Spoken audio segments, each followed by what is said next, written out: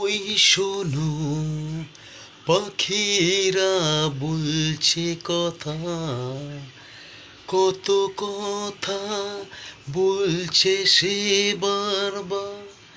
এই তো এসেছে দিন ভালোবাসবার, এই তো এসেছে দিন ভালোবাসবার।